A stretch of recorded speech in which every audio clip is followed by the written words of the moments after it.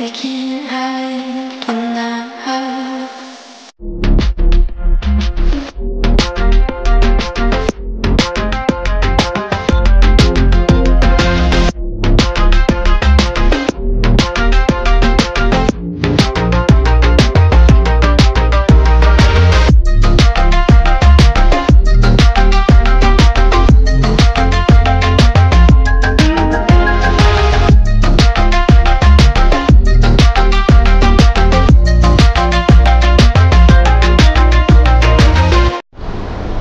Oke, selamat sore teman-teman semua.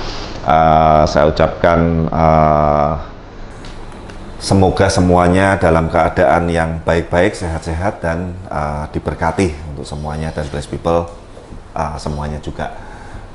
Kita mau bahas apa ya sore ini ya? Mungkin ini ya yang kita lama nggak update juga. Kebetulan besok kita sudah akan berangkat bersama dengan timnya Anam untuk ke Denpasar, ke Bali lagi. Ada 2 proyek baru, memang tidak terlalu besar dibandingin proyek yang aviari yang gede yang kurang lebih 440 meter persegi lahannya, plus kolam renang 5 level yang di Ubud sedang masuk tahap finishing konstruksi. Ini ada 2 kolam yang sebetulnya di Denpasar ini, 1 kolam minimalis, 1 kolam natural yang kita sudah deal dan kita besok akan berangkat untuk mulai pengerjaan. Nanti kita akan update. Nah, sebelumnya saya akan update dulu yang untuk kolam, sungai, air terjun, dan aviari yang ada di Denpasar. Nah, sekali lagi teman-teman, saya mau menjelaskan, mohon maaf yang sebesar-besarnya. Kadang yang di komen-komen nanya alamat lengkapnya, baik proyek yang Denpasar ini ataupun kamu duduk ya Val, biar nggak capek Val, duduk. Nanti pokoknya shootnya saya ini jangan kebanyakan biar teman-teman dan penonton nggak bosen ya. Nanti tolong kasih sinematik. Suara saya aja lah yang kedengarannya. Muka saya udah bosan teman-teman ya. Jadi intinya supaya edukasi dan sharingnya masuk. Nah, di video sebelumnya kita sudah bahas sebetulnya ada 1 proyek juga kolam natural di Jakarta Timur yang kita proses sedang memasukkan koi baru. Tahapan-tahapannya seperti apa yang harus dilakukan, perlu garam atau tidak, itu kita udah pernah bahas di video sebelumnya. Tapi saya akan sedikit mengingatkan sekali lagi, meskipun kita punya kolam baru dengan spek sebagus apapun dan filtrasi dan equipment sebagus apapun, tetap untuk masuk ikan koi baru itu butuh proses.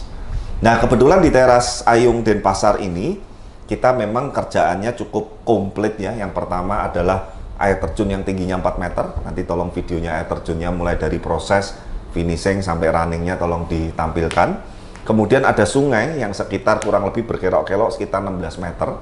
Jadi yang membuat panjang itu karena tekuan kelokannya ini cukup drastis. Kalau mungkin Noval dan teman-teman Blaze ingat yang kolam sungai kita yang di ujung, ya, itu sungainya kan cenderung lurus, ya, cuman berkelok-kelok dikit. Ini beloknya matah sekali, jadi secara ukuran panjang lebar dan dimensinya itu hampir 16 meter, mungkin 15 meteran lah plus minus ya. Dan kerennya adalah berkontur turun. Nah, sehingga secara estetika penataan batu, secara estetika penampakan air terjun, air jatuhnya itu juga lebih bisa lebih natural. Nah, terkadang teman-teman mungkin saya sedikit menanggapin ya, sebetulnya saya bukan nggak mau menanggapin. Ada beberapa dari teman-teman yang komentar, wah Pak yang ini air terjunnya jelek, yang project ini lebih bagus, project A lebih keren, project ini jelek dan bla bla bla segala macam. Jadi teman-teman, kita tuh tidak bisa menyamakan semua project itu harus bagus, harus standar, harus seperti yang teman-teman atau yang saya pun mau. Karena yang pertama, luas area dan lahan itu sangat berpengaruh. Ya, ini catatan penting. Yang kedua, budget anggaran RAB juga pengaruh nggak? Pengaruh lah. Sekarang kita kalau dikasih budgetnya mepet, minta batunya yang besar-besar, minta batunya yang keren, minta pohonnya yang keren, ya juga nggak ketemu. Ini teman-teman saya kasih tahu, batu aja Val, mungkin supaya kamu juga buat gambaran ya. Yang untuk di Denpasar ini kita nggak usah bahas semua proyeknya lah, nanti paling komentarnya mahal, ini di situ lebih murah. Sekali lagi teman-teman, kalau sudah sekelas beliau, sekelas customer kita ini, itu sebetulnya beliau sudah nggak ngelihat pandang bulu murah atau mahalnya. Tapi nyatanya sebetulnya ya ini sekali lagi ya, kita cuman kepengen sharing. Sebelum kontak Blaze, beliau ini sudah kontak beberapa kontraktor dan pond builder. Bahkan yang di lokasi Bali juga udah dikontak. Tapi setelah ngobrol, diskusi, mungkin teman-teman yang di Denpasar atau pond builder lain menyampaikan, beliau nggak sreg. Nah, setelah kontak saya waktu itu, saya langsung disiapkan pesawat, hotel apa, kita berangkat waktu itu dengan Santo, kita ngobrol, saya baru gambar sketch pakai tangan, beliau sudah langsung cocok. Gitu loh. Kita bahas RAB juga udah langsung nyambung, kebetulan beliau juga seorang pengusaha besar dan masalah properti dan proyek beliau sudah tidak asing, ya ketemu. Makanya kadang tuh yang agak sulit itu adalah kalau kita ketemu customer yang ekspektasinya tinggi, tapi budgetnya low. Itu yang, aduh, udahlah, saya juga udah malas debat. Biasanya saya langsung jawab, ya Pak, maaf nggak bisa, dan lain. Saya juga nggak mau berpanjang lebar. Nah, batunya tok ini, Val, itu habisnya itu sekitar hampir 150 jutaan. Wow. Semua ya, batu baik yang gede, kemudian batu medium, batu small, batu yang untuk under gravel, batu yang untuk taman, plus sewa alat beratnya. Nah, ini juga alat berat ini sangat penting sekali, teman-teman. Kita kemarin sudah dibantu oleh beliau. Alat beratnya itu sehari cuma 6.500.000. Kita waktu itu kalau nggak salah untuk pasang batu dan lain-lain sekitar 3 hari. Jadi untuk alat toknya, alat beratnya tok sudah 20 juta lebih kan. Ya kan, 6 kali 3, oh ya 19,5. Belum batunya, belum dan lain-lain. Yang di Tapin Kalimantan, nanti kita next akan upload, seharinya itu 18 juta. Apa itu? Lebih gila lagi. Sewanya alatnya itu kerennya, karena memang di sana unitnya lebih terbatas dan memang secara harga di sana lebih tinggi, dan itu kita sampaikan semua ke customer gitu loh. Sekarang teman-teman, kalau berbicara batu sudah 1,5 meter, 2 meter, itu sudah tidak mungkin diangkut dengan tenaga manual. Ya, jadi ini cuma batunya. Tanaman, Val, itu kalau nggak salah sekitar 300-an. Tanaman doang nih. Ya, belum bikin kolamnya, konstruksinya, air terjunnya, kolam koinya, media filternya, landscape-nya, kayu ulinnya, lantai 2-nya, dum aviarinya. Ya, dum aviarinya seingat saya kalau nggak salah 600-an. Ya, jadi sekali lagi teman-teman, kalau udah berbicara seperti ini, jangan bahas budget murah mahal gitu loh. Customer-nya pun bisa ketawa karena buat beliau sudah bukan mahal murahnya ya. Nah, kita lanjut teman-teman. Intinya setelah kolam sungai air terjun ini running, kita bagi dua ya. Yang air terjun itu sebetulnya lebih ke estetik, dan kolam yang kecil ini sebetulnya hanya kolam untuk keceh lah, istilahnya keceh itu saat ini oleh beliau diisi ikan cana dan ikan kecil-kecil untuk makan burung. Nah, yang sungai dengan kolam koinya itu satu sistem filtrasi. Yang air terjun dan kolam lagun di bawah air terjun itu sistem yang berbeda lagi.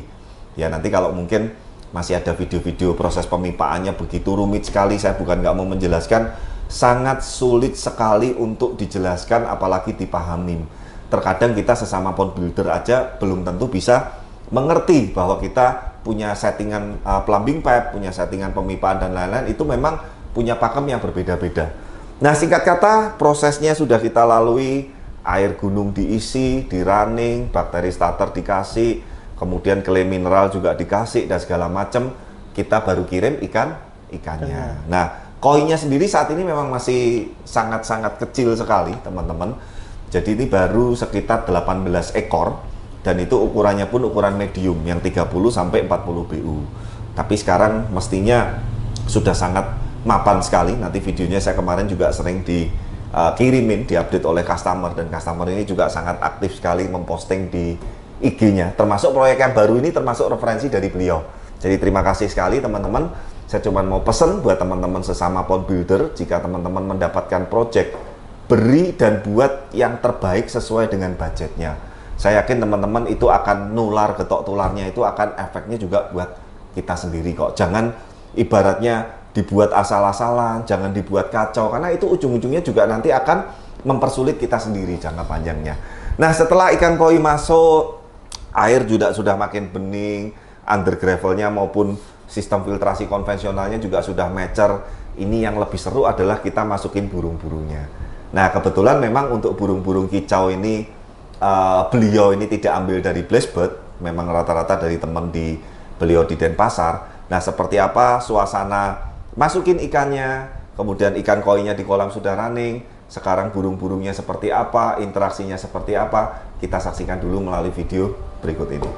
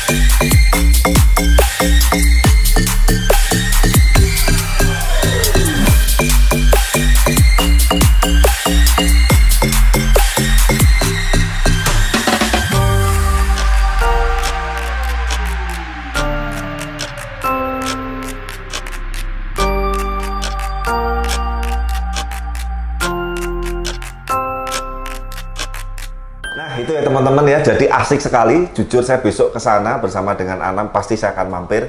Saya nanti akan buatkan vlog meskipun pakai handphone manual ya Val. Nanti tolong kamu di sini terima file saya, tolong dikoordinasi dengan Noval dan Debri ya.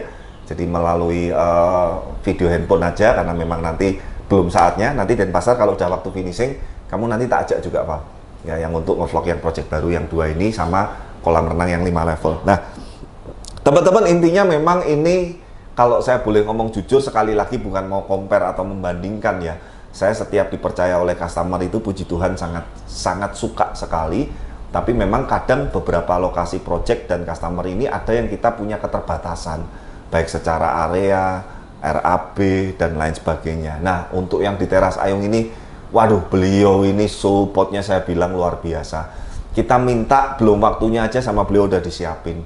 Masalah ibaratnya alat berat, apa yang bisa mensupport, apa yang diperlukan dan segala macam, beliau supportnya luar biasa. Dan saya bekerja bersama tim dengan Santo ini sangat-sangat enjoy sekali. Tidak ada tekanan, tidak diuber-uber oleh beliau, tidak di salah-salahin. Beliau mempercayakan, bahkan kok ini saya mau begini-begini, dia cuma jawabannya udah menurut Pak Ade dan tim yang terbaik gimana saya ngikut. Ya beliau biasanya hanya ibaratnya ikut itu menata tanaman, karena kebetulan hobi beliau itu di tanaman. Sangat keren-keren sekali juga jenis-jenis tanamannya, saya nggak hafal ya karena memang bukan keahlian saya. Tapi intinya kita berusaha menata antara pohon besar, pohon medium, pohon kecil, letak air terjun, sungai, kolam, dan aviaris secara keseluruhan ini bisa temanya ini naturalnya bisa bener-bener dapat. Nah inilah teman-teman sebuah karya, sebuah project yang puji Tuhan saya pun aduh kalau boleh berangan-angan bermimpi suatu saat, semoga kalau saya udah pensiun seperti beliau, saya kepengen punya rumah yang sampingnya seperti ini juga ya. Aduh tadi saya lihat upload di IG-nya, burungnya itu udah mau interaksi Pak. Jadi dikasih makan itu sudah mau dekat, habis makan terbang, nanti balik lagi. Aduh keren sekali, lihat kolamnya, koi-koinya juga udah mulai mapan, air terjun sungainya juga seperti di alam. Aduh ini pokoknya mantap lah ya. Saya juga terima kasih untuk kepercayaannya, akhirnya Bless dipercaya untuk mengerjakan project ini.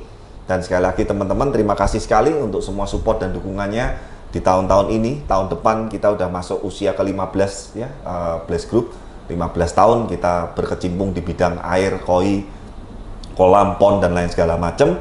Semoga di tahun ke-15 ini dan tahun-tahun berikutnya kita bisa lebih baik lagi dan memberikan karya-karya yang semakin apa ya ibaratnya ya, semakin berbeda. Karena memang saya dari awal sudah ngomong sama tim, kita nggak mau apa ya yang sama atau yang standar itu, karena kita kepengen punya karakter dan ciri khas. Dan terima kasih sekali lagi untuk semua support dan dukungannya. Jangan lupa dukung terus channel kami, like, comment, dan subscribe, dan see you di video-video berikutnya. Bye-bye.